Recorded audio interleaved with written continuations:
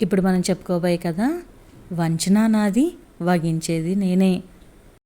మొదటి ప్రేమ అమ్మాయిని ఓడించింది. రెండో ప్రేమలో అమ్మాయి ఓడింది.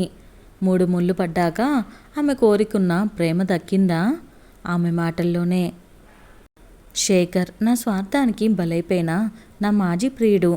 ఇలా చెప్పుకోవటానికి నేను సిగ్గుపడను, బాధపడతాను. పీజీలో మా మనసులు కలిశాయి. తను నాకంటే అందగాడు, తెలివైనవాడు, కానీ పేదవాడు. క్లాస్లో చాలామంది అమ్మాయిలకు అతడంటే ఇష్టం. వాడికేమో నేనంటే పిచ్చి. చదువయ్యేలోపు మేము అన్ని రకాలుగా దగ్గరయ్యాము. ఎలాగూ పెళ్లి చేసుకోబోతున్నామనే భరోసాతో. మనం కులం కాదు, మన మతం కాదు, ఏమంతా అందంగానూ లేడు. శేఖర్తో పెళ్లి మాట ఎత్తేసరికి ఇంతెత్తున లేచారు కన్నవాళ్ళు. రోజు ఇదే మాట. నేను పంతం వీడలేదు. బికార్తో సుఖపడలేవు. సమాజంలో నిన్నింత హీనంగా చూస్తారో, మా పరువు పోతుంది అంటూ ఆఖరి అస్త్రం ప్రయోగించారు. నాలో భయం మొదలైంది. అతిగా ఊహించుకున్న అనర్థాలు నా ప్రేమకి సమాధి కట్టాయి. నన్ను మర్చిపో అన్నప్పుడు శేఖర్ కన్నీళ్లు పెట్టుకున్నాడు, కాళ్ళు పట్టుకున్నాడు. అప్పుడైనా నా రాతి గుండా కరగాల్సింది. ఈలోగా శేఖర్ ఫ్రెండ్ సాగర్ పరిచయమయ్యాడు. ఆస్తిపరుడు, పైగా మా సామాజిక వర్గం. అమ్మా నాన్నలు ఒప్పుకుంటారనే ధీమా. చెట్టాపట్టాలేసుకొని తిరిగాము. ఇంతలో అనుకోని దారుణం. శేఖర్ ఆత్మహత్య చేసుకున్నాడనే వార్త. నా పిరికితనం, స్నేహితుడి వంచన తట్టుకోలేకపోయాడు. అతడి చావుకి కారణమయ్యాననే అపరాధ భావం నన్ను ఆవహించింది. సాగర్తో పెళ్లి ప్రయత్నాలకు కొన్నాళ్ళు వాయిదా వేయాలనుకున్నాను. ఈలోపు నా జీవితంలో మరో మలుపు. సాగర్ నెంబర్ మార్చేశాడు. కలవటం మానేశాడు. తేల్చుకుందామని ఇంటికి వెళ్ళాను. వేరొకడు వాడేసిన నిన్ను ఎలా పెళ్లి చేసుకుంటానని అనుకున్నావు అన్నాడు నిర్దాక్షిణ్యంగా. ఇద్దరం ఎంజాయ్ చేశాం.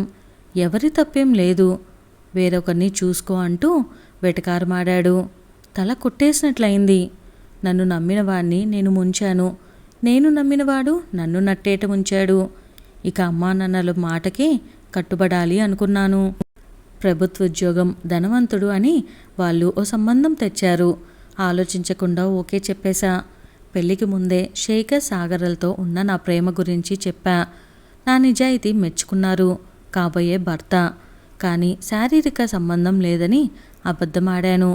నిజం నిప్పులాంటిది కదా, నన్ను కాల్చేయటం మొదలుపెట్టింది. ఎలాగో అసలు విషయం నా భర్తకి తెలిసిపోయింది. ఎఫ్ఐఆర్లు నడిపి ప్రేమంటావా అంటూ శారీరక మానసిక వేధింపులకి దిగాడు. కన్నవాళ్ళు చేతులెత్తేశారు. అనారోగ్యమని ఆసుపత్రికి వెళ్తే పిల్లలు పుట్టే అవకాశం తక్కువన్నారు వైద్యులు. మరో సాకు దొరికింది. నన్ను ఆట బొమ్మలా ఆడించేవాళ్ళు. ఏం చేసినా చెల్లుతుందని మరో అమ్మాయితో ప్రేమాయణం మొదలుపెట్టాడు భర్త. రోజు ప్రత్యక్ష నరకం. భరించలేక పుట్టింటికొద్దామనుకుంటే అన్నకి ఉద్యోగం లేదు, అమ్మకి అనారోగ్య సమస్యలు. నేను పెద్ద భారంలా తయారవుతా. ఏం చేయాలో పాలుపోని పరిస్థితి. ఆలోచిస్తుంటే ఇదంతా నేను చేసిన పాప ఫలితమే అనిపిస్తుంది. గతంలో శేఖర్ ఓ మాట అంటూ ఉండేవాడు.